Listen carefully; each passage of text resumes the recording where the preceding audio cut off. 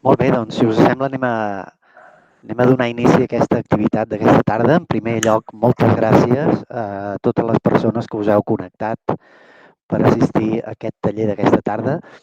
Jo estic meravellat de, per les coses que em passen pel fet de ser coordinador de llengües estrangeres. I és que en aquest cas, a l'hora de presentar aquestes activitats, he de contactar amb les diferents persones que faran les presentacions. En aquest cas, aquesta tarda, tenim a tota una doctora en Història per la Universitat de Barcelona, que és la Montserrat de Roca Figuera, a qui Hola. vull agrair moltíssim que s'hagi animat a fer a compartir amb vosaltres aquest taller aquesta tarda.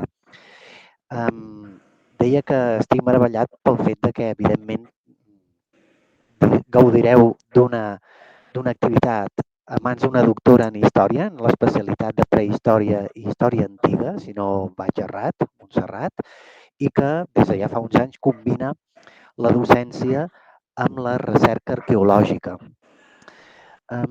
Sobre la part més dels seus coneixements d'història i arqueologia, sí que volia comentar-vos que la Montserrat ha participat en alguns projectes internacionals i que actualment codirigeix unes excavacions que hi ha al jaciment de l'Esquerda, que és un jaciment que es troba sobre un meandre que dibuixa el riu Ter al seu pas per la població de Roda de Ter. I m'ha semblat que era una curiositat que volia destacar a Montserrat, perquè no tothom combina la docència amb tasques potser tan rellevants, no? O tan interessants. Ella, a més, ha estat coordinadora d'altres cursos i des del 1995 fins al 2014 participa a la Universitat d'Estiu de Vic. La Montserrat ha fet publicacions en l'àmbit de la recerca arqueològica i, de fet, una de les publicacions que es titula Arqueologia al batxillerat va ser el resultat d'un treball fet a l'escola on treballa, que és l'Escola Badruna Escorial de Vic, i que va obtenir un Premi Baldiri Reixac. La Montserrat fa docència, com us deia, des de l'any 1994, gairebé fa 30 anys, doncs, sempre en l'ensenyament concertat, concretament en aquesta escola Badruna Escorial que està a la ciutat de Vic, i ha treballat sobretot en els nivells de batxillerat i també ha fet alguns cursos d'ESO. Ha impartit matèries d'història, història de l'art, de llengua francesa i també de llengua catalana. A l'Escola Badruna Escorial de Vic, el programa batxillerat va començar fa relativament pocs anys, al setembre del 2016, i des d'aleshores la Montserrat n'imparteix la història de França i és tutora de primer curs. Ella, d'una manera molt entranyable, diu que encara es considera una professora poc experimentada i que tot just comença a sortir-se'n. No sé si em sentiu bé. Se'm sent bé? Sí, però sí que se sent bé. Sí, se't sent. I del programa Batxibac, la Montserrat diu que li agraden moltíssimes coses, la metodologia, les oportunitats que ofereix el programa, la dimensió europea, però ella diu que si n'hagués de ressaltar una, el que vol remarcar és que el Batxibac li permet treballar per l'excel·lència, que és un programa molt exigent i que com a tal fa sortir de la pròpia zona de confort tant alumnes com a professors, i més en el seu cas, com ara, que està aquí davant de tots vosaltres per fer un taller, oi? Un altre element que ella vol destacar del Batxibac és que li sembla apassionant perquè ofereix moltíssimes possibilitats de formació en obrir França i el món francòfon als alumnes. És un món ple d'oportunitats i encara més, segons diu ella, després del Brexit. Bé, de l'educació en general, el que més li apassiona és el privilegi que suposa formar persones i cultivar amb elles el gust pel coneixement. Doncs bé, per no allargar-me més, us deixo amb la Montserrat Roca Figuera. Aquesta sessió per ella suposa tot un repte i una oportunitat també, i torno a repetir que li agraeixo moltíssim que hagi volgut col·laborar amb el Departament d'Educació compartint les seves reflexions, d'acord? La Montserrat ha comentat, abans de començar aquesta sessió, que la qüestió dels torns de paraula, o que bé us espereu al final per quan pugueu tenir un intercanvi més directe, o que també podeu utilitzar el xat. Però potser per facilitar-li la tasca, si podeu fer les preguntes un cop hagi acabat la seva presentació, l'ajudareu més, d'acord? Doncs bé, moltes gràcies. Li dono la paraula a la Montserrat. Gràcies, Joan, per la presentació. Gràcies a tothom per ser-hi. Bon, je continue en français. Merci beaucoup de vous connecter. Bon, comme vous avez vu, Joanne a dû travailler beaucoup, à dire beaucoup de choses de mon expérience archéologique, parce que mon expérience dans le domaine de la langue française et surtout du Bachibac est plutôt limitée. Alors, lorsqu'on m'a demandé de collaborer, j'ai dit oui. Et alors, je vous explique un peu comment j'ai conçu cet atelier, qui est un atelier qui sera très simple et que je veux très simple parce qu'enfin, vous me direz si cela vous sert, mais surtout, je l'ai pensé de sorte que ce soit un peu une série de réflexions qui sont venues à mon esprit au moment où, du point que j'ai dû travailler sur le programme de Bachibac pendant ces dernières 5 années. Alors, ce ne sont que 5 années où j'ai trouvé des problèmes, comme tout le monde, que j'ai dû résoudre, j'ai dû surmonter.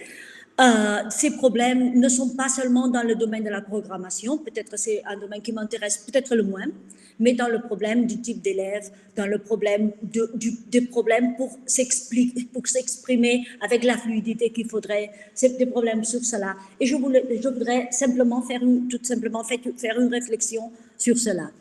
Et surtout, ce que je ne voudrais pas et ce que je demande aux gens qui m'écoutent, qui peut-être sont plus expérimentés que moi, et alors tout mon respect, mais ce que je vous demande surtout, c'est de ne pas prendre ce que je vous dis ni comme une imposition, ni même comme une leçon. C'est justement, je vous fais part de mon expérience.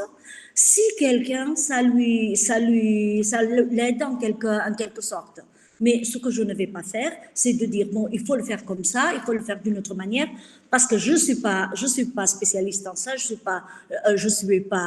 vous voyez que mon français, bon, ça viendra mieux, hein, mais vous voyez que mon français est limité de la manière comment ça fonctionne, et cela peut nous générer peut-être, cela peut faire que quelqu'un puisse se sentir de dire, bon, ce qu'elle dit, moi je le fais 3 fois mieux. Donc, c'est totalement possible. Donc, la seule chose que je veux, c'est vous faire part de mes réflexions. Et cela, c'est ce que je voulais faire avec ça. Alors, je partage mon diaporama. Voyons si j'y arrive. Permettre.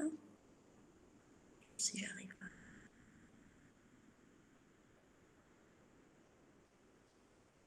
Je ne sais pas ce que je vois.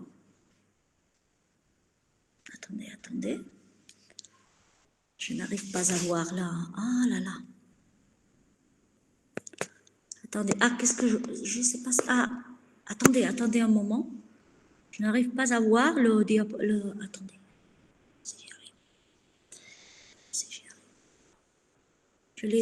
Je l'ai essayé avant et ça marchait.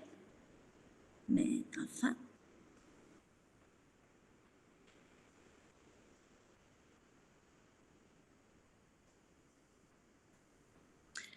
Est-ce que vous le voyez?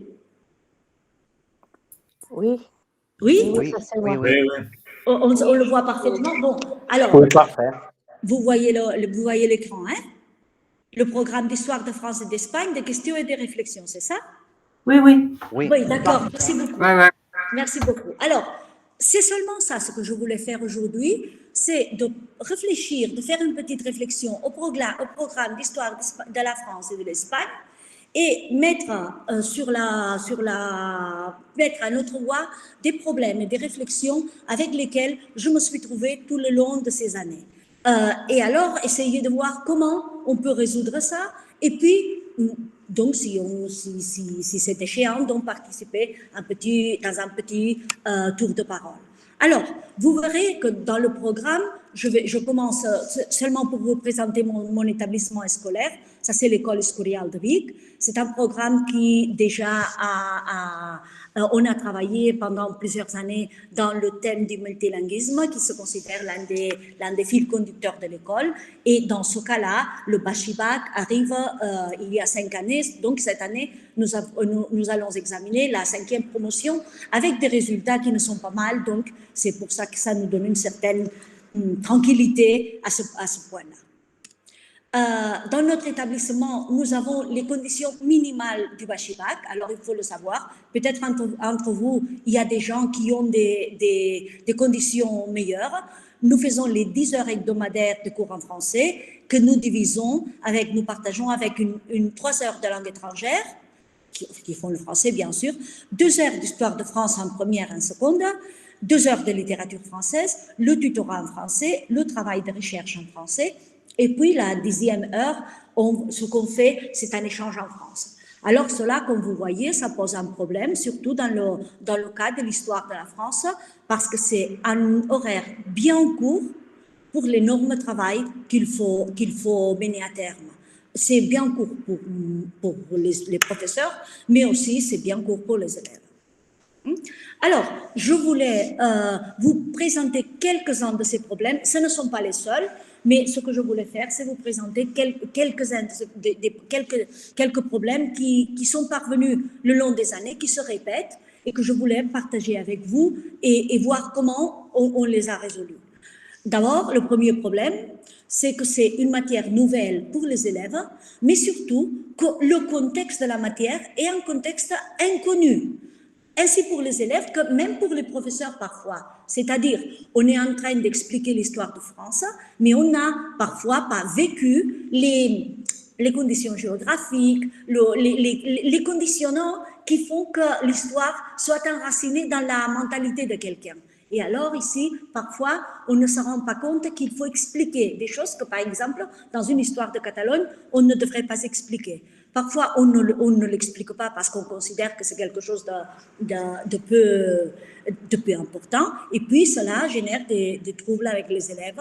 C'est une chose à laquelle je me suis trouvée, on m'a posé des questions à ces points-là. Et alors, c'est pour ça que je le dis. Le deuxième gros problème pour moi, c'est que c'est une matière très étendue, avec une assignation horaire tout à fait insuffisante pour le travail qu'il faut faire. Et ce travail, c'est un travail qui ne concerne pas seulement à la matière, mais aussi à la méthode de travail et d'apprentissage qu'il faut assimiler, présenter, apprendre aux élèves et que les élèves doivent maîtriser et utiliser. Et cela, c'est déjà un objectif un but qui est très court pour faire en 2 années. Mais si en plus on voit qu'il y a peu d'heures, cela pose un problème et il faut se débrouiller pour arriver à la fin, pour mener ces élèves à bon port, pour qu'ils puissent réussir à l'épreuve externe. Surtout parce que du commencement septembre de la première année jusqu'à commencement mai, ça fait pas 2 années, ça fait seulement une année et demie. Ça fait vraiment très peu. L'autre problème, c'est évidemment la langue. Moi, vous voyez que ma connaissance du français, c'est une connaissance plutôt limitée. Mais par exemple, moi, j'ai étudié le français, mais bon, je n'ai ni de long la même fluidité quand je parle en français que quand je parle en catalan ou en espagnol. Donc, cela pose un problème pour moi parce que, par exemple, il y a le manque de synonymes, il y a le manque de ressources pour faire comprendre quelque chose. Mais surtout, pensons à l'envers, ni d'un côté ni de l'autre. Les élèves sont des apprentis de cette langue. Parfois, ils n'arrivent pas à prendre des notes parce qu'ils n'ont pas le temps matériel, leur cerveau ne leur permet pas de prendre des notes qu'il faut qu'ils le fassent et en même temps écouter et comprendre. Alors, ce sont des éléments qui Parfois, on n'y prend pas attention et par contre, moi, je pense que ce sont importants. En plus, on travaille dans une langue qu'il faut contribuer à enseigner. Par exemple, je connais par les cours de formation qu'il y a plusieurs collègues qui ont le problème à l'envers, qui sont des professeurs de français qui dominent parfaitement le français, mais qu'après, ils ont des problèmes pour apprendre, pour enseigner l'histoire parce qu'il leur manque les enjeux historiques. Donc, c'est un problème ajouté et qui est aussi important à tenir compte. L'autre gros problème, au moins dans mon établissement, c'est l'histoire de l'Espagne, qu'il faut exposer en français, pas seulement exposer en français, d'ailleurs moi je ne le fais pas, mais qu'il faut que les élèves maîtrisent en français. Hein? Donc moi je n'ai pas le temps dans ces 2 heures de faire l'histoire de l'Espagne. Alors ce sont les élèves qui traduisent, c'est moi qui contrôle, et c'est un autre problème ajouté qui fait que la matière soit un véritable défi. Une épreuve externe qu'il faut passer et qu'il faut entraîner, et qui n'est pas une épreuve externe du type des épreuves externes que nos élèves sont habitués à passer. Surtout, le problème, c'est éviter, par exemple, qu'ils racontent l'histoire. Pour arriver de faire que les élèves ne racontent pas l'histoire, pour qu'ils réfléchissent sur l'histoire, ça pose déjà aussi un autre problème. Un autre problème, hein, c'est une manière de dire, mais une autre question que je crois qu'il faut tenir compte, c'est que ce sont les élèves qui arrivent au Bachibac, ce sont des bons élèves qui visent à obtenir des bonnes notes. Donc, il faut tenir compte de l'exigence et il faut développer, à moi, il m'a fallu développer quelques astuces pour faire que les élèves ne se découragent pas et pour faire que les élèves puissent obtenir d'un côté les bonnes notes, mais de l'autre côté, on puisse être exigeant et on puisse arriver à leur faire surmonter leurs propres résultats. Moi, pour faire ça, j'ai développé quelques astuces, quelques cadeaux que j'en appelle, je ne leur dis pas, hein, dans les examens, surtout en première année, afin d'éviter les désertions, afin d'éviter que des jeunes que l'on voit parfaitement capables de continuer se découragent ou pensent que cela leur fera descendre à la moyenne et cela fera que leurs notes de baccalauréat ne soient pas les notes auxquelles ils s'attendent. Alors, cela, c'est un autre problème que je voudrais un peu traiter. Et aussi, voir comment on maîtrise un niveau d'exigence parfois plus strict que dans des autres matières similaires. Parfois, par exemple, ce que je dis tout le temps, dans l'examen d'histoire de France, on ne peut pas dire des bêtises. Parce qu'une bêtise est énormément plus pénalisée que, par exemple, une bêtise dans une matière d'histoire. Moi, j'apprends aussi l'histoire du monde contemporain en catalan. Et bon, il y a des élèves qui inventent, mais quand ils inventent, on barre cette question et on continue à lire.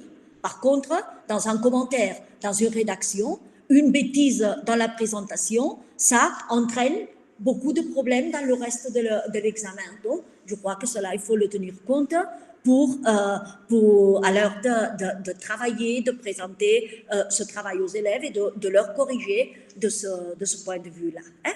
Alors, ça, ce sont quelques problèmes auxquels j'ai réfléchi. Il y en a quelques autres que je pense que peut-être qu'ils apparaîtront, hein, et que je voudrais donc vous présenter.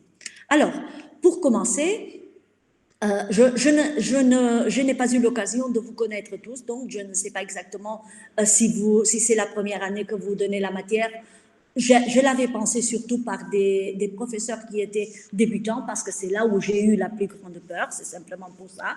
Si ce n'est pas le cas, excusez-moi, vous savez ce que je vais vous dire, et alors, bon, ce n'est rien. Hein. Je vous explique comment je fais. Cela, c'est l'histoire de France et d'Espagne. C'est le programme général qui est dans le BOE. Et alors, il y a 4 blocs. Dans ces 4 blocs, je vous dis comme je partage, j'ai décidé une chose qui est contraire à beaucoup de gens. Dans les cours auxquels j'ai participé, par exemple, on ne fait pas comme ça. Et on nous dit d'accompagner, de faire le bloc 3 le commencer déjà en première. Moi, je ne le fais pas. Moi, ce que je fais, c'est faire en première le bloc 1, que je fais très peu et que parfois je ne fais pas.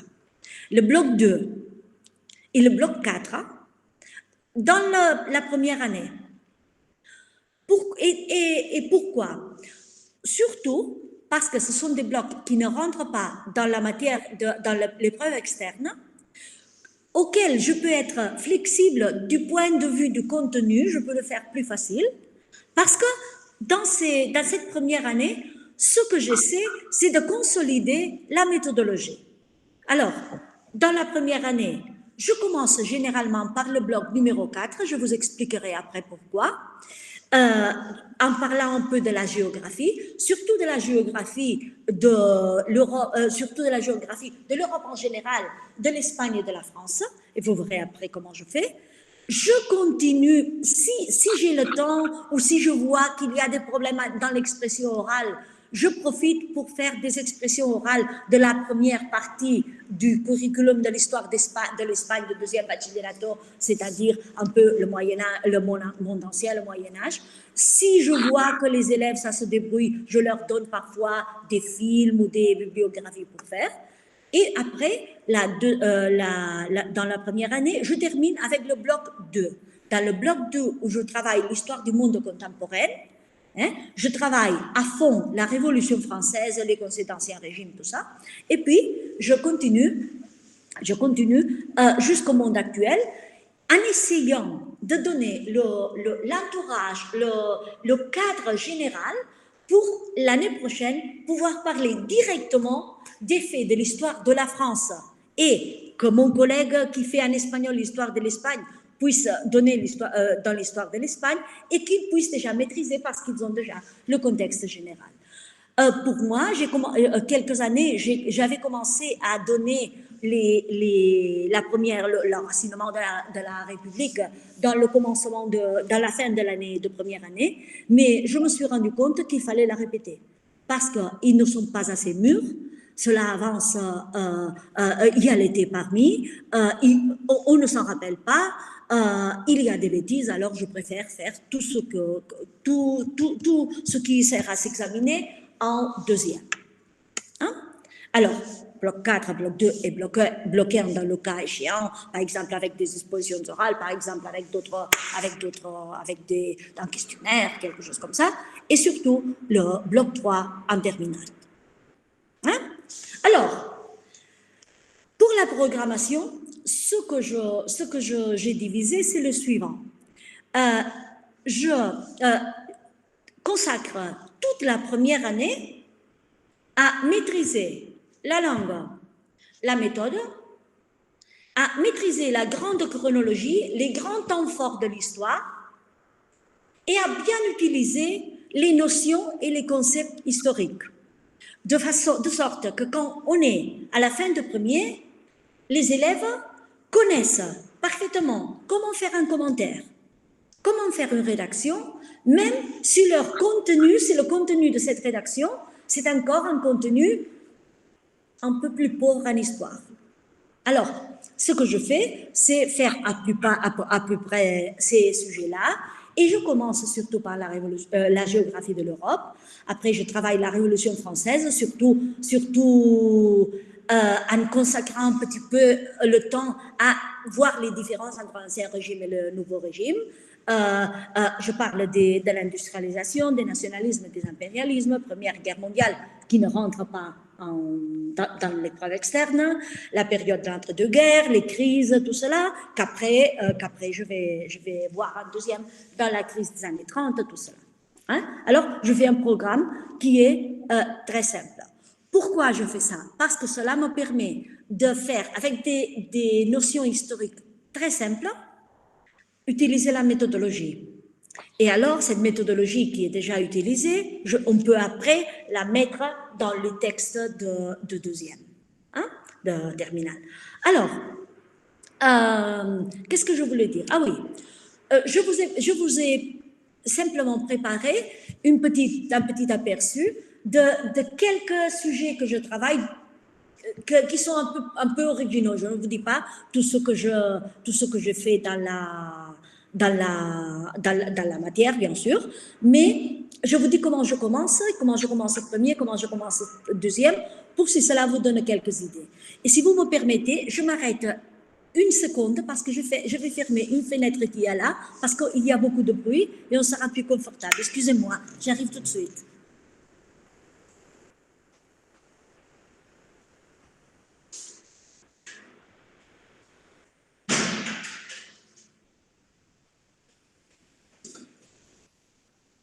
Voilà, vous serez plus confortable. Je me suis rendu compte qu'il y avait la fenêtre ouverte.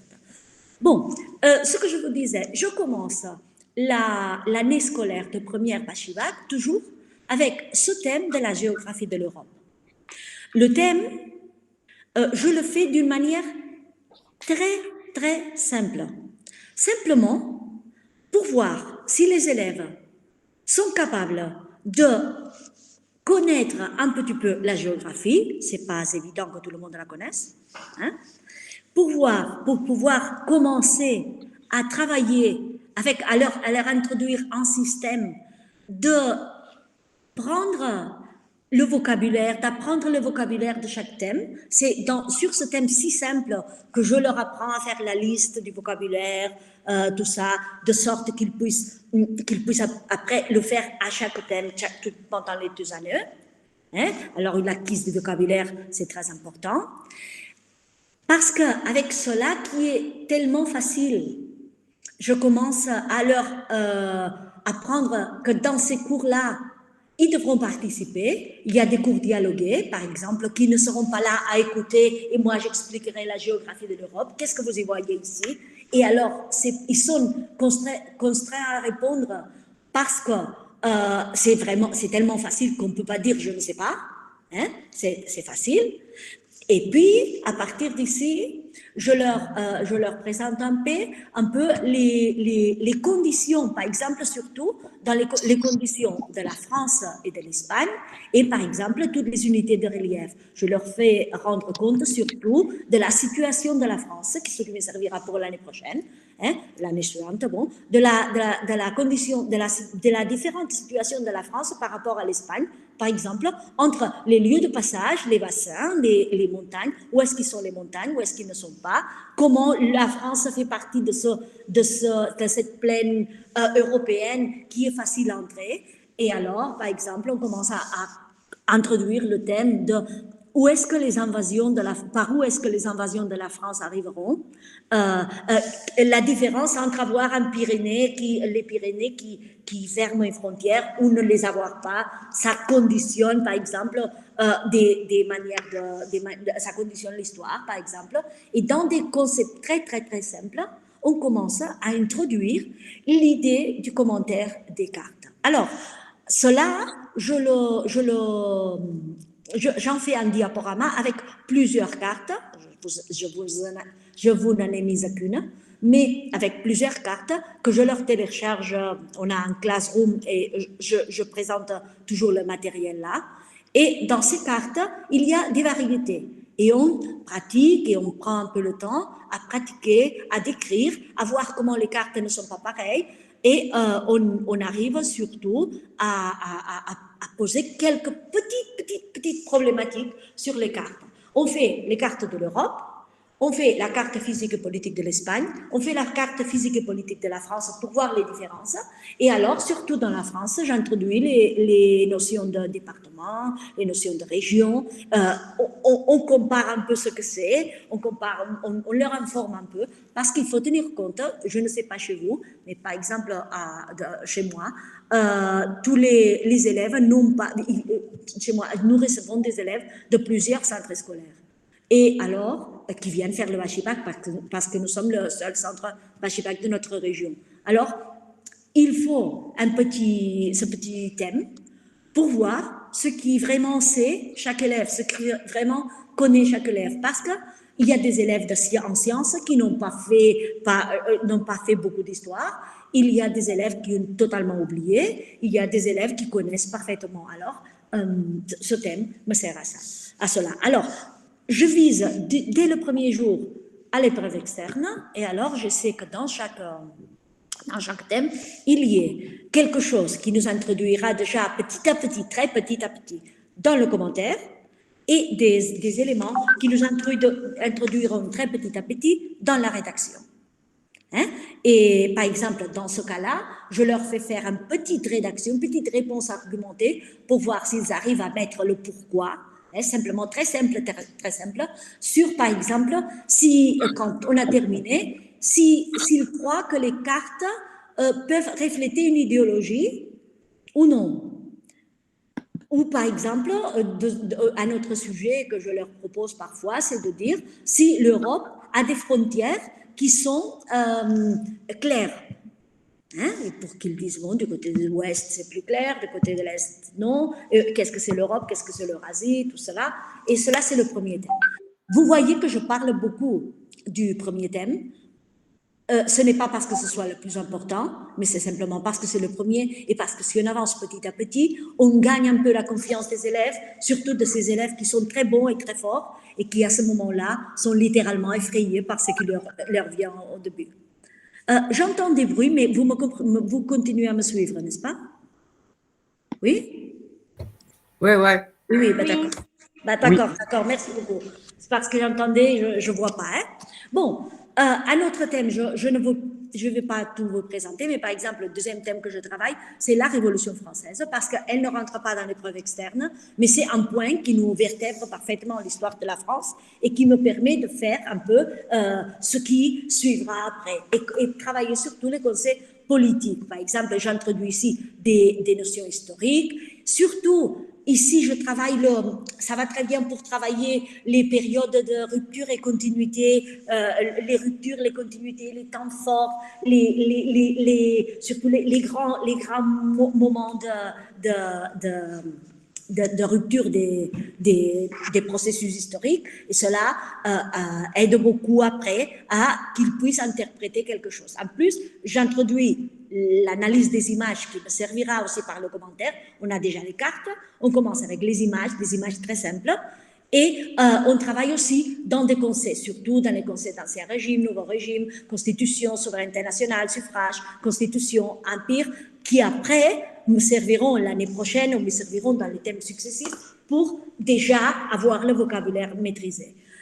Ici, surtout, je travaille des concepts politiques, ce que c'est une république, ce que c'est une monarchie d'ancien régime, ce que c'est la société d'ordre, ce que c'est tout cela, d'une manière très simple. Et je travaille un peu l'analyse des images, que je leur fais analyser à ce moment-là, au commencement de l'année, sur le papier, sur la photo. Je ne le fais pas écrire. Et on travaille un peu le résumé. Alors, on a l'argument, on a le petit résumé où il ne faut pas qu'il y ait de l'opinion personnelle, et je fais ça. Et par exemple, dans le troisième, je ne vous explique pas plus, hein, qui sont les conséquences de la révolution industrielle, on travaille déjà les thèmes. On ne va pas expliquer la révolution industrielle, on va expliquer les conséquences. Et moi, je travaille les notions de cause-conséquence, par exemple, je travaille les comparaisons, je travaille sur des images de tout type, des cartes, des gravures qu'on a déjà faites, et j'introduis les sources graphiques, et j'introduis la comparaison.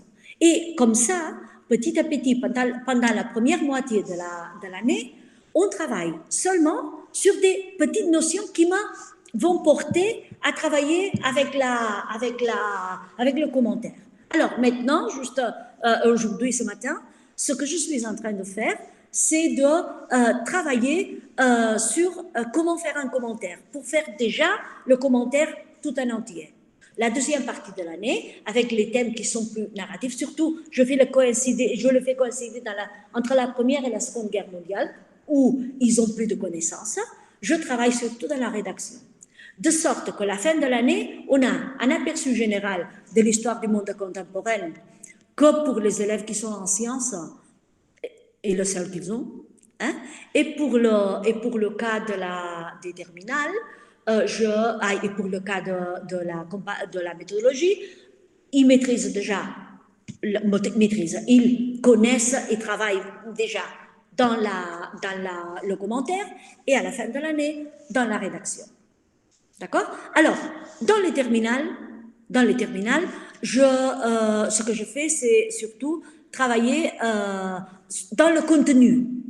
tenant compte que dans ce contenu, je continue à réviser le commentaire, tout cela, mais surtout, je travaille dans le contenu. Donc, le niveau du contenu, ça peut être plus fort. Je travaille avec des explications et on mélange tous les deux sujets avec des méthodologies diverses. Mais surtout, ce que c'est important, c'est que je ne dois pas m'occuper de leur apprendre à rédiger parce que apparemment, cela, ils doivent déjà le maîtriser. Alors, les terminales sont un peu fortes pour les élèves parce que je suis obligée de leur faire préparer à eux l'histoire de l'Espagne.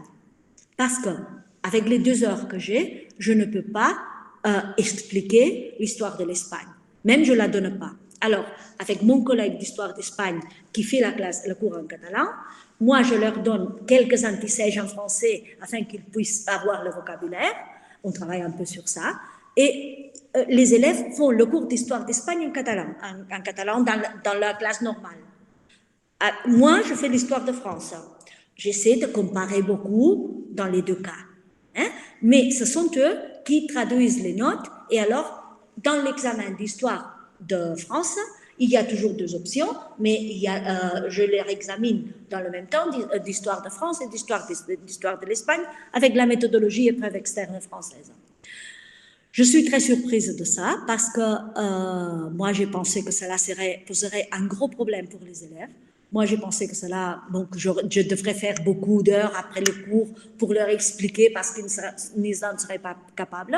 Et dès qu'on a cette méthodologie, que je leur donne des petits antisèches et qu'on en parle comme ça un peu à moyen comparatif, je mets 2 options à choisir dans les examens. Et parfois, ce sont les élèves, il n'y a pas de différence entre ceux qui choisissent l'histoire de l'Espagne en français et ceux qui choisissent l'option qui est totalement française.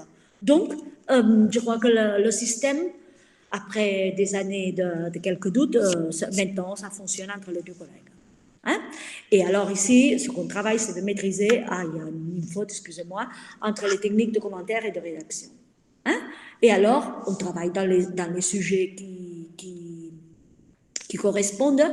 Et maintenant, j'ai terminé la crise des années 30, je suis en pleine Seconde Guerre mondiale. Hein? C'est ça. Alors, de cette partie de la programmation, qui est la partie la plus longue, simplement, je voulais vous expliquer la première classe de seconde, parce que je trouve que j'ai trouvé un système que je crois que c'est assez bon pour leur mettre dans la portée, dans le rythme très rapidement. Alors, ce que je fais, c'est utiliser une autre chronologie, j'ai trouvé une chronologie qui nous parle de l'Ancien Régime jusqu'à avant de commencer la Deuxième République, et j'utilise cela pour introduire le concept d'histoire politique. Et alors, on révise avec les élèves pour voir s'ils le connaissent, tous les types toutes les formes d'État, toutes les formes politiques, et alors, je profite de ça pour dire comment chacun de ces régimes apporte à 1848, quand le programme commence, hein, il apporte des gens. Par exemple, quand je parle de l'Ancien Régime et après de la Restauration, ce qui est restauré dans la Restauration, je profite pour expliquer ce qui sont les légitimistes et comment les légitimistes vont arriver. Le même avec les orléanistes, les républicains, les bonapartistes, etc. Et avec une seule classe, j'arrive à me mettre à 1848 sans des gros problèmes, et je peux déjà commenter les graphiques et tout ce qui correspond aux élections et à tout cela. Hein? Alors, ici, je voudrais m'arrêter un moment. Ça, c'est la première partie, c'était la plus longue. Je voudrais savoir s'il y a des problèmes, s'il y a des questions. Non? Oh, je ne vous vois pas, ça c'est... Voyons si j'arrive à vous voir. J'arrive pas à vous voir. Ah, voyons, voilà. Est-ce qu'il y a des questions, il y a des commentaires que vous voulez faire? Oui, bon. Bonsoir, on s'arrête. Bonsoir. J'ai une question à vous poser. C'est juste Comment vous savez le thème qui sort à l'épreuve externe et les thèmes qui ne sortent pas? Parce qu'en fait, moi, je ne sais pas comment voir ça. Bon, oui, c'est déjà publié, je crois que c'est qu'ils sont sur Odyssea. Hein? Ah, c'est sur Odyssée. Je crois, c'est déjà publié, c'est publié, mais surtout dans les thèmes, il faut bien faire attention à la forme, comment les titres sont expliqués. C'est-à-dire, vous avez dans le Boé, ça paraît aussi, hein, mais dans les thèmes surtout, il faut faire attention de ne pas prendre les thèmes comme l'énoncé. Par exemple, la Première Guerre mondiale n'apparaît pas dans les épreuves externes. Et bien sûr, il faut qu'ils les connaissent, hein, mais il n'y a pas un thème qui s'appelle la France dans la Première Guerre mondiale. D'accord. Hein? Mais par exemple, il y a un thème qui s'appelle l'enracinement de la République, hein? Ou la République radicale, bon, la crise des années 30, pardon, la crise des années 30. Alors, il faut organiser le programme afin que ce soit ces sujets qui soient les principaux.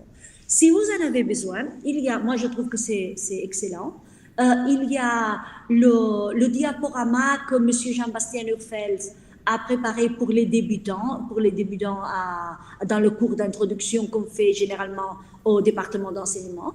Il y a un diaporama d'histoire de la France où il y a tous ces sujets très rapidement faits, mais qui te donnent une grande idée des points importants et des points forts de ce qu'il faut travailler. Hein? Et c'est vraiment très orientatif. Si tu ne l'as pas, je vais essayer de le chercher, je peux te l'envoyer. Hein, d'accord. J'aimerais bien que vous me l'envoyiez parce que je ne sais pas où le trouver. Bon, d'accord. Alors, après la session, dans la dernière diapositive, j'ai mis mon courrier, j'ai écrit mon courrier électronique. Tu peux pour si tu m'envoies quelque chose, d'accord. je te répondrai. Parfait, merci. Hein? D'accord. Il y a d'autres questions sur cela? Non? Bon, alors c'était parler de la programmation, c'est quelque chose qui est un peu, tout le monde prépare plus ou moins. Moi, je ne vous ai pas tout expliqué, bien sûr, mais j'ai fait ce que j'ai trouvé de différent, qui m'a semblé, qui me fonctionnait. Alors, c'est simplement pour vous en faire part, si cela vous intéresse, comme je répète. Après, le deuxième point du programme, c'est le thème de la méthode. J'en ai parlé un petit peu, mais surtout, je vous explique un peu comment je le fais. En première année, je fais l'apprentissage de la méthode. Alors, je travaille petit à petit pour travailler, pour leur apprendre à commenter, à la rédaction. Et surtout, dans ces cas-là, ce que je fais, c'est faire une grande attention à la structure des documents, que les documents qu'un commentaire est vraiment la structure d'un commentaire, à la qualité de la forme, que les connecteurs soient bien placés, et surtout à la qualité de la langue, que les verbes, les temps verbaux, même les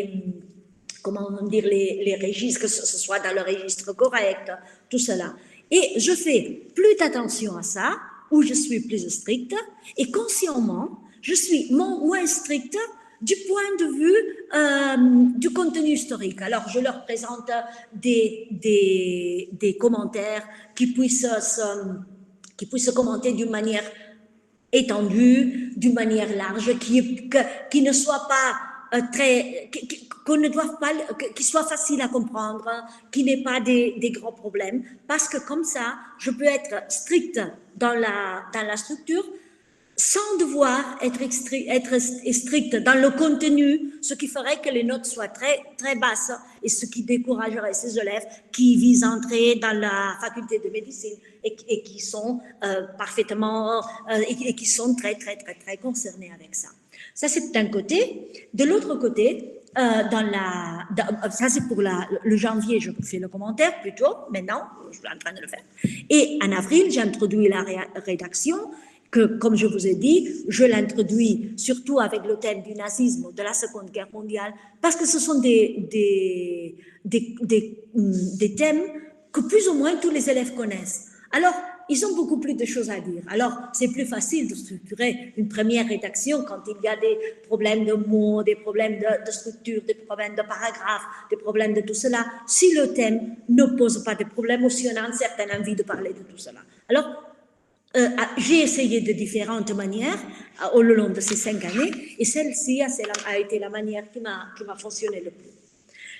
Côté première, côté terminal, évidemment, la rédaction et le commentaire, je n'accepte pas des fautes, déjà, je n'accepte pas des erreurs, ni des hors-sujets. Par exemple, les hors-sujets, je les travaille en première, la problématique, je la travaille en première, tout cela. Et en deuxième, je travaille surtout dans l'application de cette matière, dans les documents qui portent sur l'histoire de la France, de l'Espagne, et mixte. Surtout, je travaille beaucoup avec des éléments mixtes, c'est-à-dire des thèmes, des sujets qui permettent de comparer l'histoire de la France et de l'Espagne. Comme ça, je leur oblige à intégrer l'histoire de l'Espagne et à l'utiliser parallèlement et à y réfléchir, ce qui toujours fonctionne. Alors, le commentaire, c'est le premier des éléments, pardon, c'est le premier des éléments qu'il y a, que je travaille. Excusez-moi, je suis à l'école et je ne peux pas me fermer. Le commentaire, c'est le premier que je travaille. Et surtout, je travaille avec le système de commentaires déjà de l'épreuve externe. Je sais que peut-être il y aurait d'autres manières de travailler où les élèves apprendraient le plus, mais pour moi, l'examen suppose déjà un défi pour les élèves. Il y a déjà la langue, il y a déjà l'histoire, il y a déjà tout. Alors je ne les complique pas avec d'autres choses. Alors je leur dis que j'utilise déjà du premier jour, c'est-à-dire à partir d'avril, pour dire quelque chose, dans la première année et puis toute la deuxième année, j'utilise la grille et les critères de correction pour le commentaire des documents, que vous trouverez aussi sur Odyssea si vous ne le connaissez pas. Et j'utilise ces systèmes. Alors, je suis plus flexible ou moins flexible, ça dépend du moment, hein, mais j'utilise le même système afin qu'ils s'occupent qu'ils puissent s'habituer avec ces systèmes. Et généralement, par exemple, dans les examens, je leur mets la grille pour qu'ils n'oublient pas, par exemple, de citer le document, pour qu'ils n'oublient pas ça. Alors, il y a 3 questions dans le commentaire, je suppose que tout le monde le sait, hein, pour ce qui est votre première année. Il y a deux questions de 80 mots. La première, il y a l'introduction, où il faut présenter le document, la source, la nature, l'auteur, le destinataire, et l'idée principale, où je tire du résumé que je leur ai fait faire. Hein. La deuxième, c'est le contexte, où je travaille où il faut travailler la situation du document dans son contexte historique. Et par exemple, dans le premier commentaire que je demande à faire, je leur fais faire seulement ces 2 premières questions. Hein? Et jusqu'à ce qu'ils ne maîtrisent pas ces 2 questions, avec des documents très divers, je n'arrive pas à faire la 3e question, qui est une réponse argumentée. Alors, c'est toujours une question qu'on doit argumenter. Il y a qui occupe 200 mots, et je leur dis de mettre des arguments, chaque notion qui soit illustrée par un exemple précis, et dans chaque notion, qu'ils se rappellent du texte. Il y a des fautes. C'est des éléments qu'ils utilisent et qu'ils oublient généralement. Hein? Alors, je fais ça. Alors, moi, c'est mon opinion. Vous pouvez faire ce que vous voulez. Dans la réponse argumentée, la problématique n'est pas obligatoire, mais on peut la faire. Moi, je recommande de l'élaborer et de la faire.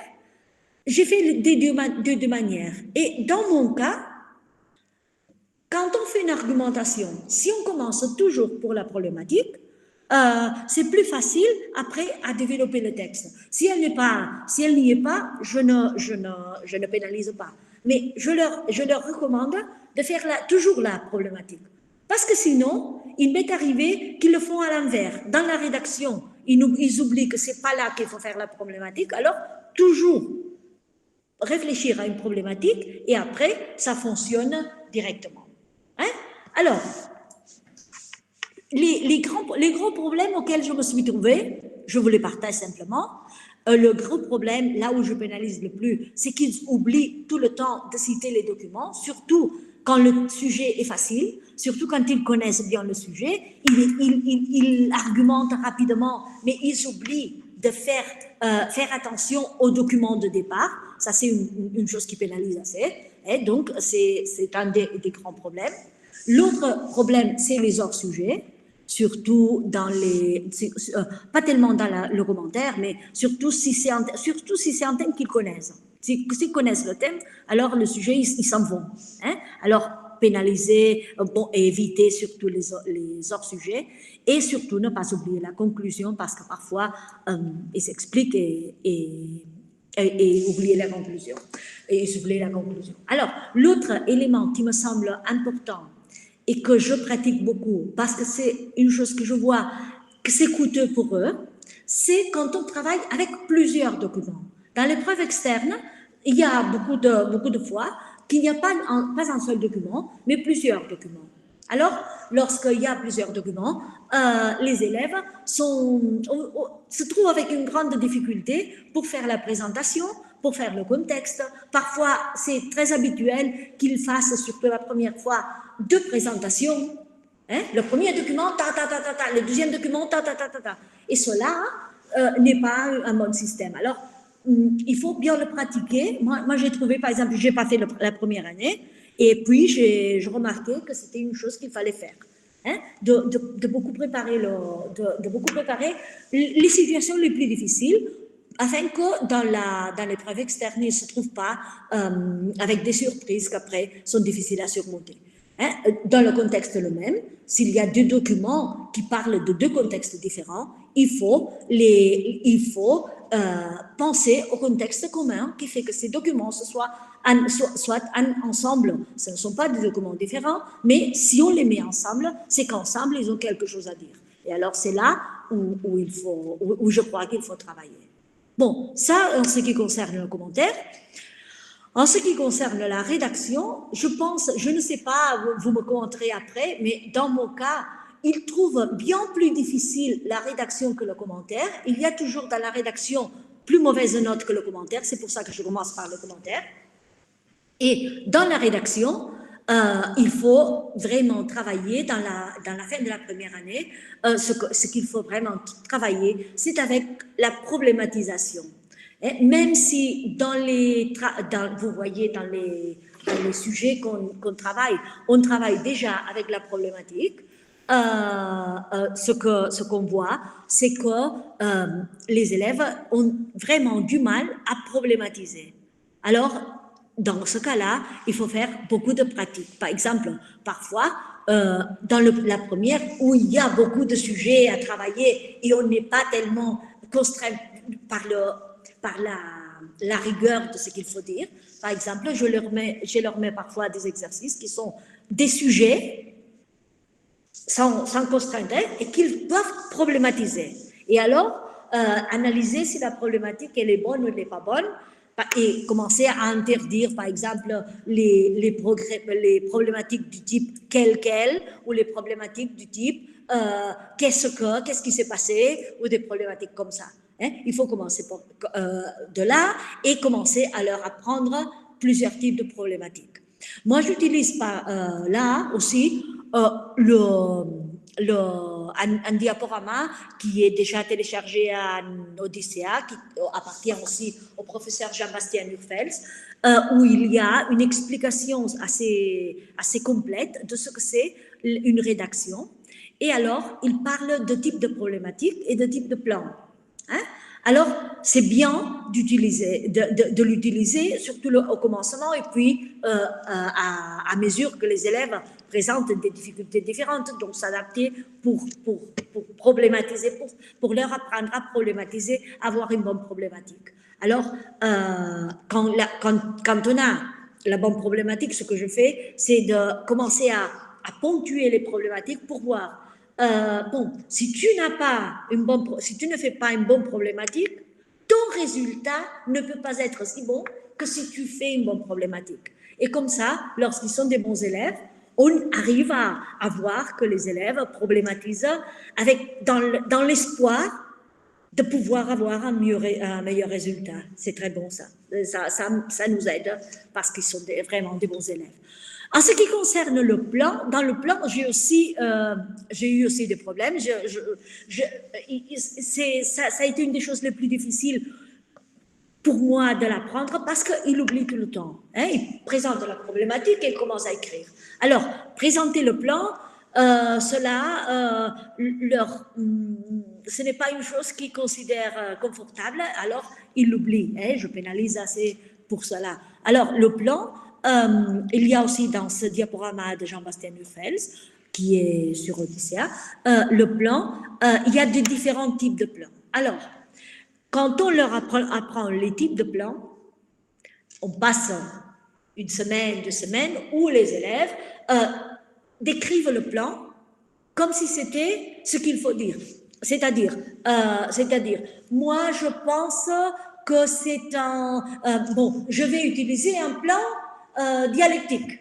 Je peux utiliser un plan chronologique. Alors, je leur dis, si tu n'as d'une autre manière à dire, c'est mieux ça que rien. Mais tu ne le dis pas, tu le réfléchis, tu le penses, et puis tu expliques ton plan, ce qui donne une fluidité au texte qui est meilleur. Hein? Après, pour le développement, il n'y a pas de gros problème. Et pour la conclusion, il y a le développement surtout, que ce soit trois paragraphes. Moi, je préfère 3 paragraphes que 2 parce que ça fait plus d'idées, ça fait plus de connecteurs, c'est plus facile à lire. Ils sont plus courts et alors ça risque moins de faire des phrases trop longues. Et puis, la conclusion, où j'ai des problèmes, que ce soit vraiment la réponse à la problématique à partir des arguments du développement. Ce que je trouve parfois, et je suppose que c'est le même que vous dans beaucoup de cas, des gens qui présentent une très bonne problématique, ils expliquent ce qu'ils veulent, ils racontent dans le développement, et puis la conclusion, c'est la réponse à la problématique sans argument. Alors ici, il y a un peu de travail. En ce qui concerne l'ouverture, j'ai des vrais problèmes avec l'ouverture. J'ai eu des vrais problèmes dans tous les cas, surtout parce que je pense que la manière d'expliquer comment il faut faire une ouverture, ce n'est pas la même que nos collègues de littérature française utilisent. Et alors, par exemple, je trouve dans les copies, par exemple, des ouvertures qui sont du type question, qu'est-ce qui se passera après? Ou des choses comme ça. Alors, moi je crois qu'il faut être très soignant avec l'ouverture, parce qu'une ouverture peut démériter, je pense, une bonne copie. Alors, je leur dis, si vous ne voyez pas clair l'ouverture, vous ne la faites pas. Ce n'est pas obligatoire. Pour le moment, si ça ne change pas, ce n'est pas obligatoire. Et si vous faites une ouverture, ce n'est pas la peine de faire une ouverture en question. Il y a des gens qui disent que oui. Moi, je pense qu'en histoire, on ne doit pas faire des ouvertures en question. On peut questionner, on peut problématiser une suite. Et si on est capable de problématiser une suite, on peut se poser une question. Mais sinon, c'est bon de connaître que l'élève conclut d'une manière, ce qui l'ouvre vers un nouveau fait historique, un nouveau argument, tout cela. Je ne sais pas si vous y serez d'accord, mais je pense que c'est le type d'ouverture qu'ils peuvent faire. Hein?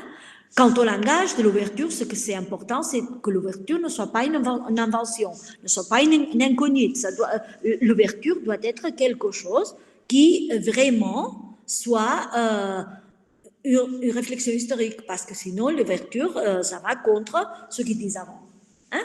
Alors, je vous ai mis le cadre rouge où il y a les problèmes avec lesquels je me trouve, surtout l'élaboration des problématiques, oui, l'établissement du plan et la suite du plan, les hors-sujets, toujours, Et alors, je leur apprends beaucoup, mais c'est pas toujours, c'est pas facile qu'ils le fassent, mais surtout que quand ils construisent un argument, l'argument conste d'une idée, contient une idée, c'est l'idée qu'ils exposent. Cette idée doit s'exprimer avec des notions du sujet, et ces notions et ces idées doivent être exemplifiées avec des exemples précis et datés. Et ce système qui est un peu, après ils apprennent à faire plus fluide, mais ce système, si ça continue, c'est un système qui leur permet d'arriver à la fin sans partir du thème et en faisant des sujets qui sont assez bien. Bon, pour ce que je vois maintenant, par exemple, on est en janvier, les élèves de terminale font déjà des rédactions passablement correctes. Il y a des choses à améliorer encore, mais les rédactions sont passablement correctes. Hein? Et la conclusion doit se correspondre à la problématique, au plan et aux arguments. Hein? Surtout, vérifier ça. Moi, je vérifie ça, que c'est l'un des problèmes, hein, parce qu'ils sautent parfois. Ça. Bon, et ça, c'est la deuxième partie. Est-ce que vous voulez poser des questions sur cette deuxième partie?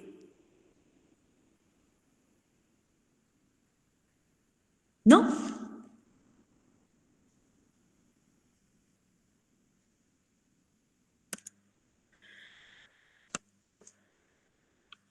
Non? Bon, alors, je continue, s'il n'y a pas de questions, je continue avec la troisième question, où je vais vous parler un peu de l'évaluation, parce que, bon, c'est peut-être le plus... Bon, c'est là où je n'explique pas exactement, j'évalue comme tout le monde, de l'évaluation continuée, j'évalue avec des exercices qu'on fait à la maison, avec des exercices qu'on fait en cours et avec des examens. Surtout, je travaille avec je vais vous parler des examens, surtout par deux choses, parce qu'il y a deux choses qui sont importantes.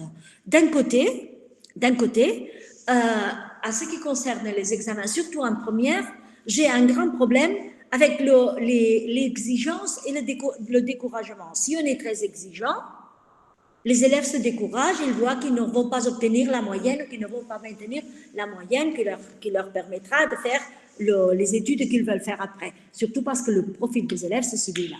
Et surtout, et si on n'exige pas, le problème, c'est que les élèves n'atteignent pas le niveau dont on a besoin. Alors, en première, je vais vous expliquer comment je fais.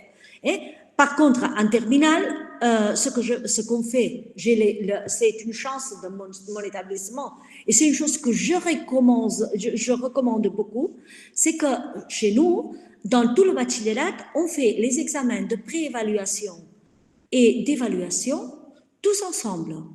On les fait pendant 4 jours, on arrête les cours et on s'examine de toutes les matières. Les élèves s'examinent de toutes les matières. Alors, pour faire chaque examen, on projette, c'est la direction de notre établissement qui projette les examens tous ensemble, qui sont organisés. Et alors, cela permet que les élèves de Bachibac qui font les examens à la fin de la journée, nous pouvons avoir 2 heures pour faire chaque examen, tous les années, de sorte que, par exemple, en terminale, ces élèves auront fait type bac blanc 3 fois l'examen, parce que je leur mets le commentaire dans la préévaluation, la rédaction dans l'évaluation, ou à l'envers, 2e trimestre, préévaluation commentaire, 2e commentaire rédaction, 3e trimestre, peut-être à l'envers. Comme ça, on pratique dans les examens d'évaluation de la même manière que dans les examens de l'épreuve externe. Et cela, je crois qu'ils sont contents de le faire. Ça me permet de voir des choses, des erreurs et de corriger beaucoup d'erreurs et d'éviter beaucoup de problèmes après dans les épreuves externes. Peut-être que cette année, ça sera très mal, mais pour le moment, c'est passablement bien passé.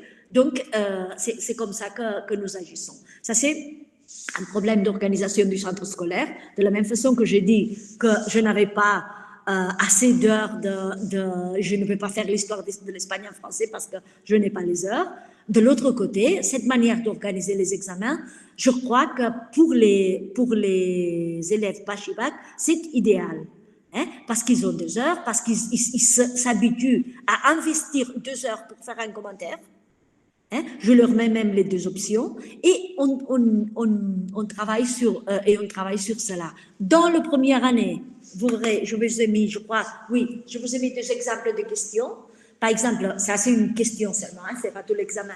Mais dans un examen de première, par exemple, je leur mets un examen type commentaire. Et si vous observez les questions que je leur mets, il y a des questions qui sont vraiment un cadeau. Faites de l'analyse sur l'image en signalant tous les éléments qui sont significatifs. Ça, c'est facile. Il n'y a pas de grandes problématiques de faute. Et c'est facile d'obtenir une bonne ponctuation. Parce que ce que je fais, c'est d'être très exigeante dans les questions qui après seront importantes pour les épreuves externes et être moins exigeante dans des autres questions, poser des questions type cadeau qui leur permettent, surtout en première année, hein, de ne pas compromettre leurs moyens. De manière que, je ne le leur dis pas, hein, mais que de manière que petit à petit, je peux enlever chacune de ces questions type cadeau et je la substitue pour une question type Bachelard, hein, de sorte qu'ils peuvent surmonter et ils peuvent apprendre et ils peuvent se supérer sans avoir la sensation qu'ils vont perdre leurs moyens, qu'ils ne vont pas y arriver, ils sont toujours un pas de plus à le faire. Et c'est vrai que petit à petit, comme ça, les élèves sont moins découragés et les élèves ont une sensation de progrès. Il faut à moitié de l'année, généralement, que je leur explique pourquoi j'étudie beaucoup plus et j'étudie beaucoup plus et mes notes n'augmentent pas. Oh bon, c'est parce que le niveau augmente en même temps que toi. Mais tu arriveras à la fin de l'année, tu verras que si tu continues à travailler, tu verras que cela va se résoudre. Hein? Et alors, je commence, vous voyez, avec des questions qui sont seulement de vrai ou faux et quelque chose comme ça. Et par contre, donc, je veux que le titre soit le titre. Je veux que quand il y a une question de commentaire, donc le commentaire soit fait dans les thèmes que l'on demande. Et ce sont les questions qui pénalisent le plus, sans compromettre, hein, on dirait un peu leur état anémique, ce qui dans les élèves Bachibac, moi je suis tutrice de premier Bachibac, et c'est vraiment un problème qu'il faut tenir compte, parce que sinon il y a des désertions, il y a beaucoup de désertions qui ne devraient pas y être. Hein? Alors, par contre, dans l'examen de terminale, vous voyez, j'ai mis seulement une question. Vous voyez, c'est le type épreuve externe. Hein? C'est comme un type bac blanc. Hein? Et c'est du type bac blanc. Et vous avez le commentaire, je le fais généralement dans le partiel. Ils préfèrent ça. Je leur laisse choisir. Hein? Et il y a toujours des sujets au choix. L'histoire de la France et de l'Espagne, on l'a fait d'accord avec le professeur d'histoire en espagnol. Alors, je sais où est-ce que vous en êtes arrivé et je sais de mettre des questions. Et généralement, mais ça peut changer, hein, mais généralement, je mets une question qui soit complète de l'histoire de la France parce que je pense qu'en histoire de l'Espagne, il s'en examine en catalan, dont le contenu, il est déjà examiné, et une option qui... Si je la trouve, je préfère que ce soit mixte, hein, parce que c'est un bon système de voir s'ils ont bien compris, c'est plus facile pour eux le vocabulaire, et ils sont obligés à s'adapter et à réfléchir sur les deux choses, ce qui leur permet d'avancer dans la problématique et tout cela. Hein. Et finalement, on fait la rédaction et c'est comme ça. Alors, lorsque je leur mets des options dans l'examen, normalement, quand on corrige l'examen, après, je leur demande de faire la deuxième option comme devoir à la maison. Et comme ça, j'ai aussi des notes qui sont il y a plusieurs notes et ils continuent à pratiquer tout ce système. Hein? Ça, c'est en ce qui concerne l'évaluation. Les matériaux. Y a-t-il des questions dans l'évaluation? Non? Bon, en ce qui concerne les matériaux, alors, Bon, je vous explique un peu ce que j'utilise. Ce qui me sert beaucoup, c'est par exemple, moi, je mets je leur ouvre un classroom avec les mêmes sujets problématisés déjà qu'on a en cours, et je ne leur donne pas les notes. Les notes, il faut qu'ils les prennent. Hein? Donc, ils prennent des notes dès le premier jour de l'année, et ils m'écoutent et ils prennent des notes. Ça, c'est certain. Mais alors, il y a toujours le problème que bon, le vocabulaire est peut-être plus pauvre, ils font beaucoup de fautes et tout ça. Alors, je leur donne toujours un diaporama. Le diaporama que j'utilise dans les cours avec les matériaux divers, je le télécharge. Alors, des livres où il y a... Bon, excusez-moi, et après je vais corriger avant de télécharger le diaporama dans l'Odyssée. Hein. Des livres de texte, des extraits, des livres de texte. J'utilise plusieurs livres de texte, je vous ai mis des exemples après. Des résumés, surtout extraits d'Internet, par exemple. Il y en a beaucoup qui sont gratuits, mais par exemple, Cartable, Les Bons Profs, tout cela, ils ont des résumés qui sont assez intéressants. J'utilise aussi, j'essaie pour chaque thème de mettre au moins un documentaire, un programme de télé, quelque chose oral, afin qu'ils ne profitent pas, qu'ils n'apprennent pas l'histoire orale de ma langue. Hein, et alors, je mets toujours quelque chose fait en français par des Français. Hein.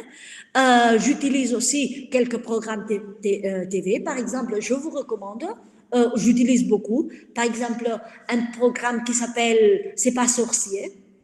Il y a le chapitre de la Première Guerre mondiale, que moi je trouve qui est vraiment bon pour travailler en première, lorsqu'il ne rentre pas dans l'épreuve externe. Et c'est un documentaire où il y a des cartes qu'on peut arrêter, on peut parler, et qui est très bien expliqué. Et moi, par exemple, j'utilise cela. Par exemple, pour le thème pour la perte de l'Alsace et la Lorraine, j'utilise toujours le texte littéraire d'Alphonse Daudet, la dernière classe de français, qui est récité, on trouve des récits sur la toile, et qui est très bon, que je leur fais écouter un peu pour qu'ils comprennent un peu les enjeux qui se mettent à ce moment-là. Il y a aussi d'autres programmes, d'autres documentaires sur des thèmes de discussion, je les parle. Par exemple, aujourd'hui, on a écouté l'appel du 18 juin avec les élèves de seconde et on a commenté à partir de l'oral. J'utilise ça surtout parce que mon français est limité, donc, alors pour qu'ils puissent écouter d'autres voix, etc.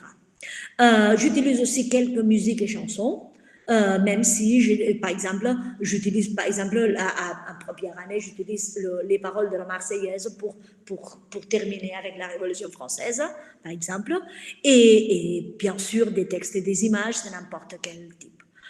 Pour moi, pour me former, bon, je n'utilise pas des thèmes très approfondis parce qu'après, on risque de donner aux élèves une vision qui soit peu claire. Moi, je préfère des textes qui soient vraiment diamétralement clairs, qu'ils puissent vraiment comprendre. Je pense qu'il y a beaucoup de choses qui sont en jeu, alors je préfère qu'ils aient une idée plus générale, mais très claire, où il n'y ait pas de bêtises, où ils soient rigoureux, qu'une idée où il y ait beaucoup d'informations qu'ils n'arriveront pas à maîtriser, ou peut-être qu'ils confondront ce que c'est une information essentielle et une information qui est secondaire. Alors, moi, j'utilise des livres de texte, surtout des livres de texte du bac. J'en ai plusieurs, je les ai portés. Hein? J'utilise des livres de texte pour voir le niveau, pour voir le vocabulaire, où il y a beaucoup de textes et d'exercices. Bon, le problème, c'est qu'il n'y en a pas un qui fonctionne directement. Le livre Machiac est encore à faire. Ça sera une proposition à pouvoir faire. Il n'y a pas un livre Machiac. Mais avec les livres du bac, on a des sujets, on a des matériaux, on trouve beaucoup de choses qui fonctionnent assez bien. Moi, j'en ai 4 ou 5. Je sais dès que je connais quelqu'un qui a un livre de texte qui n'utilise pas, je le prends. Et j'en ai 4 ou 5 et cela fonctionne. Alors, ce qui fonctionne aussi, c'est surtout pour les élèves qui sont en plus de difficulté ou qui sont moins forts en langue ou tout ça, l'utilisation des livres pour le brevet de collège de 3e. le brevet des collèges de troisième a un programme qui ressemble beaucoup plus à notre programme Bachibac. Ce sont des textes qui sont plus simples. Peut-être ça ne suffit pas pour les élèves, mais ça leur permet d'avoir une vision moins difficile des sujets auxquels ils vont s'affronter. Donc, moi, j'utilise, il y en a beaucoup sur Internet aussi, mais j'utilise aussi des sujets du brevet de troisième, en prenant conscience que ce sont de troisième, hein, mais qui permet cela, qui est assez important. Et puis, des monographies et des articles, hein, j'utilise des articles sur des thèmes, des sujets concrets, et comme résumé d'histoire de France, déjà pour moi, mais pas pour les élèves, je ne sais pas si vous voyez, j'utilise, non, vous ne voyez pas, hein, bon, j'utilise, par exemple, j'utilise deux choses qui sont toujours obligatoires. J'utilise le manuel de Jean-Bastien Urfel, qui est l'histoire de France et d'Espagne, qui n'est pas rédigé, qui est un poème. Je trouve que ce manuel est extraordinaire, c'est une grande source, vous pouvez le télécharger gratuitement d'Odyssea, hein. Il y a 4 volumes, et il y a toute l'information qu'ils doivent maîtriser. Alors, je ne l'utilise pas tellement pour l'histoire de la France, mais pour donner le vocabulaire d'histoire d'Espagne aux élèves, parce qu'ils ont les poèmes qu'il faut traiter traduits en français. Alors, avec leurs notes et le vocabulaire, ils fournissent le vocabulaire essentiel, ils peuvent préparer leur travail d'histoire de France et d'Espagne. D'autre côté, alors cela c'est obligé, je leur télécharge au début de l'année et ils ont ce manuel. Ce manuel-là ne leur permet pas de bien étudier, c'est pas pour étudier, c'est pour y travailler, pour trouver l'information, parce que c'est un manuel qui est c'est avec des poèmes. Alors, on risque que si on utilise ce manuel, nos rédactions deviennent des schémas. Hein? Alors, je le recommande pour l'histoire d'Espagne surtout, parce qu'un peu, je recommande parce que derrière chaque sujet, si vous ne le connaissez pas, il y a toujours un exercice vers l'épreuve externe, il y a 2 commentaires et des rédactions que les élèves peuvent faire et peuvent utiliser pour pratiquer.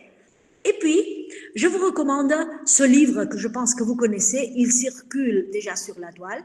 C'est un livre qui est déjà décatalogué, c'est un livre qui s'appelle Histoire de France, je crois, Histoire. C'est un livre qui était en fonctionnement en France il y a peut-être 10 années. Hein? Ce livre a été décatalogué, il y en a la moitié qui appartient au livre de première année et la moitié qui appartient au livre de seconde année. Alors, cela circule parce que quelqu'un a fait des PDF et c'est un livre qui circule et qu'on peut, parce qu'il est décatalogué, hein, et qu'on peut utiliser. Ce sont des bons documents parce que il propose beaucoup de problématiques. Il y a beaucoup de matériaux pour travailler, pour analyser, pour pratiquer le commentaire. Et ensuite, derrière, il y a la deuxième partie de chaque sujet où il y a l'histoire expliquée. Alors, pour les élèves, pour compléter les notes, pour compléter ce qu'ils n'ont pas suivi de ce qu'on a expliqué, ce sont des bons matériaux que vous pouvez utiliser. Hein? Alors, vous pouvez faire le même avec des livres qui sont publiés, c'est seulement qu'il faut chercher les sujets qui appartiennent et enlever ceux qui n'appartiennent pas. C'est ça. Et alors, j'utilise aussi des matériaux complémentaires, surtout des documentaires, il y en a plusieurs, par exemple. J'utilise des textes et il y a surtout, c'est la même Assemblée nationale qui a la publication des textes juridiques sur des constitutions, des discours, des droits de l'homme et du citoyen. Il y a beaucoup de textes qui sont déjà publiés, gratuits et qu'on peut trouver. Par exemple, j'ai trouvé le discours entier de l'Aurore de l'affaire Dreyfus. Tout ça, on peut le trouver facilement.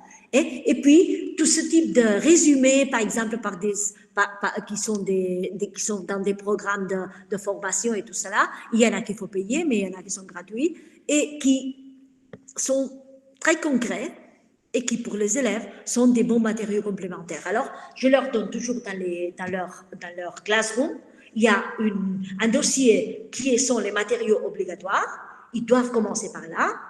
un autre dossier où il y a des matériaux complémentaires, où il y a toujours des liens, où il y a toujours des documents, où il y a toujours des résumés, et un autre où il y a les devoirs à faire. Hein, alors, c'est ça. Et alors, pour nous, pour moi, hein, par exemple, j'utilise des matériaux d'approfondissement que j'utilise les mêmes manuels, hein, dans un autre niveau. Et surtout, moi, j'utilise ces 3 types de textes pour approfondir moi-même.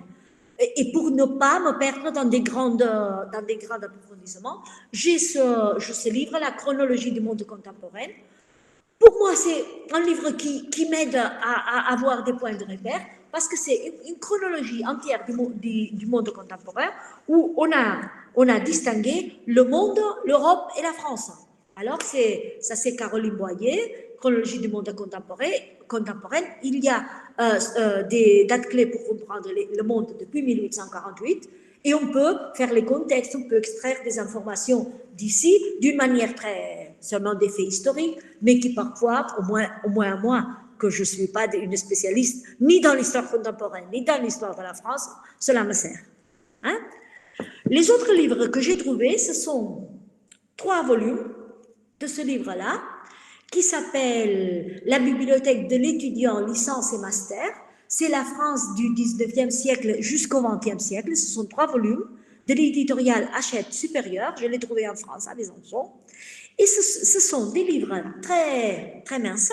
Ce sont les livres pour que les étudiants d'histoire de universitaire, ou des livres ou pour des étudiants d'autres matières qui doivent avoir des connaissances de l'histoire de France utilisent. C'est un manuel universitaire, mais très simple, de l'histoire contemporaine de la France, où il y a tous les atouts, mais déjà expliqués pour un public adulte. Donc ça c'est très, très bon.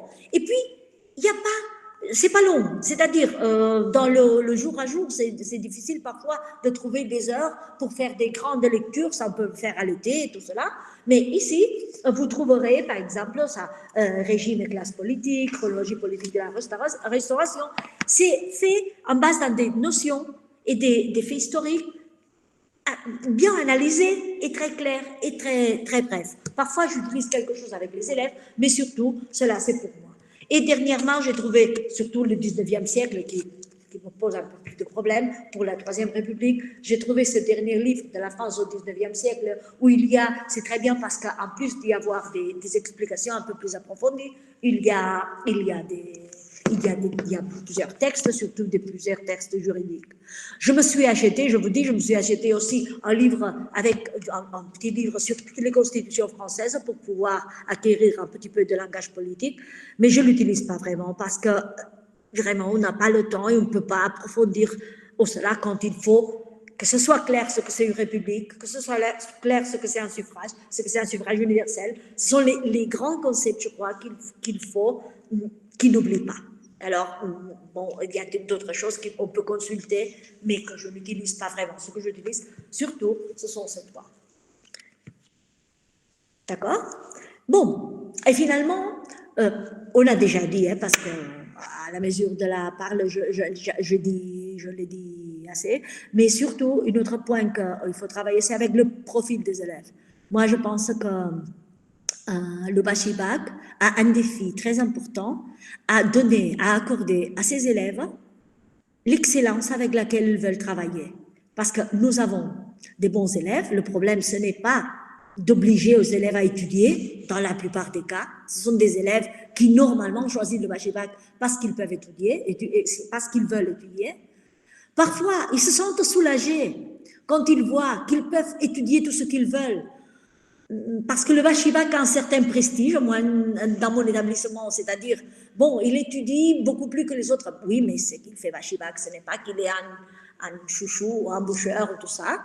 Alors, ils sont des bons élèves, ils sont des élèves qui sont travailleurs, mais ils sont des élèves qui sont très perfectionnistes. Il est difficile de leur faire comprendre, par exemple, que leur texte est bien, mais il n'est pas excellent. Et cela, c'est un des problèmes qu'il faut travailler. Je crois qu'il y a un travail de tutorat important à faire voir les élèves que de s'améliorer, que les corrections, ce ne sont pas une critique mais un défi. Hein? Les élèves qui ce sont des élèves qui ont besoin généralement des bonnes notes. Il y en a parfois qui font le bachibak afin d'obtenir ces petits points de plus qui peut-être leur vont permettre d'entrer dans la faculté, dans la médecine, par exemple, dans le journalisme, par exemple. Et ce sont des élèves qui ont besoin de bonnes notes. Alors, et cela oblige à faire un petit travail, moi je pense que dans l'histoire surtout, hein, un petit travail de leur faire comprendre qu'avoir un 7, ce n'est pas une mauvaise note, et avoir un 7, ça leur permettra d'avoir une meilleure note. Alors par exemple, moi, j'utilise toujours le système de l'évaluation continue, de sorte que je leur dis qu'à la fin, la note de la fin va vaudre beaucoup plus que la note du premier trimestre, hein, de sorte qu'ils puissent s'améliorer.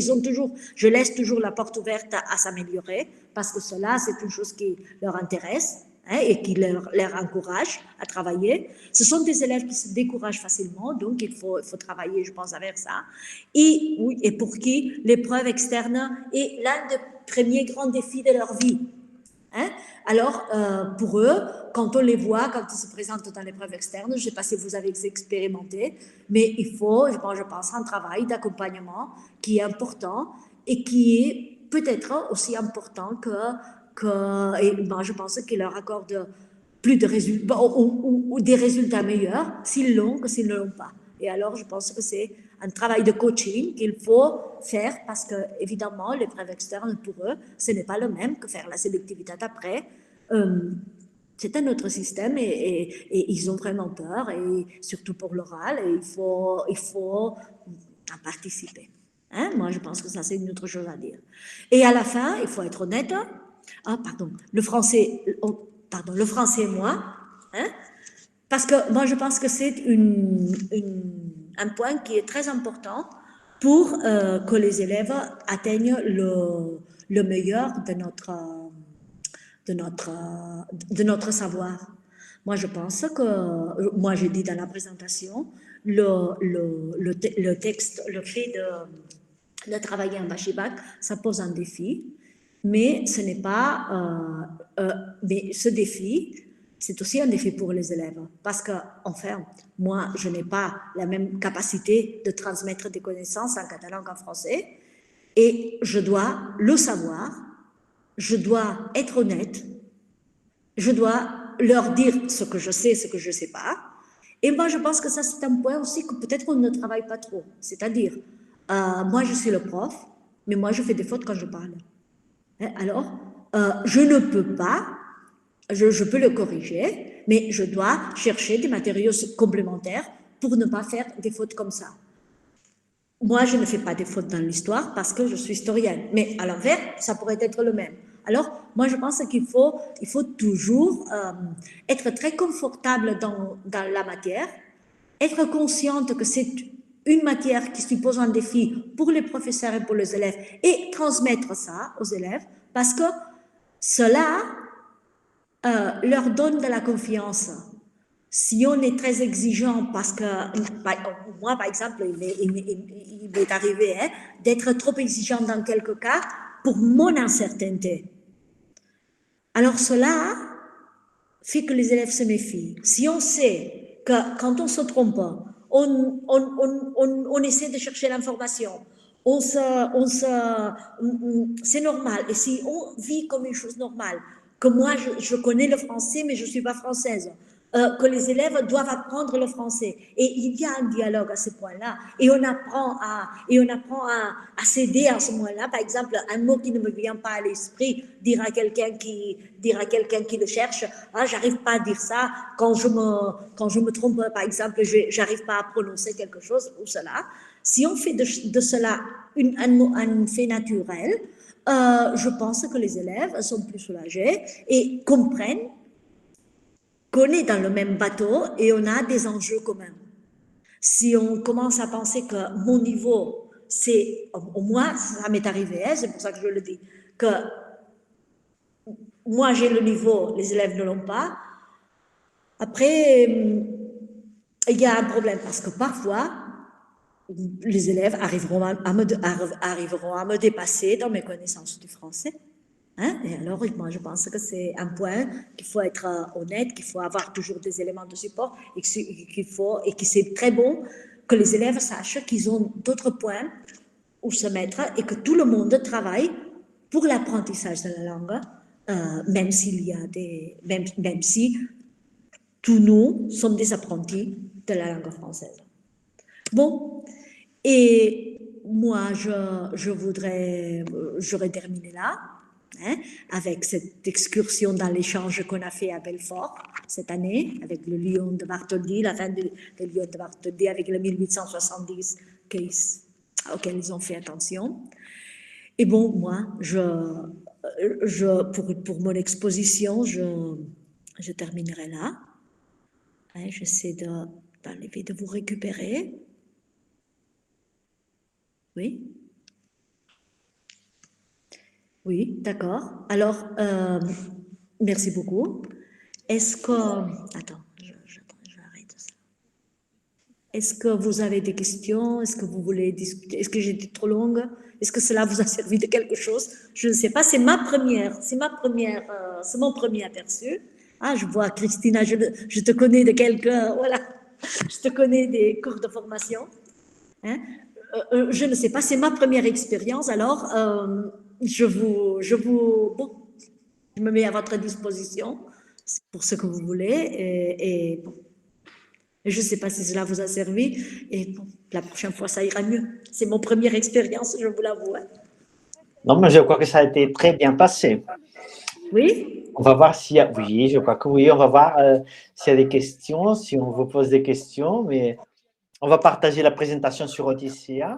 Oui, alors, attendez, je la corrigerai parce que j'avais un correcteur en catalan. Hier, je ne m'en suis pas rendu compte. Quand j'ai révisé, il a tout corrigé. Et alors, il y a beaucoup de fautes que j'ai vues sur le tas et que je vais réviser avant de vous le présenter. C'est un problème de correcteur, excusez-moi. Je n'ai rien dit de nouveau, hein, parce que c'est évidemment, je n'ai pas des connaissances pour apporter d'autres choses. Je n'ai rien dit de nouveau, c'est simplement l'envie de partager, mais bon, ce que j'ai. Les résultats ne sont pas mauvais jusqu'à présent. Alors, c'est pour ça que j'ai osé. Je vois qu'il n'y a pas de questions sur le chat, mais dans tout cas, je vais arrêter l'enregistrement s'il vous semble. Oui. D'accord? Merci.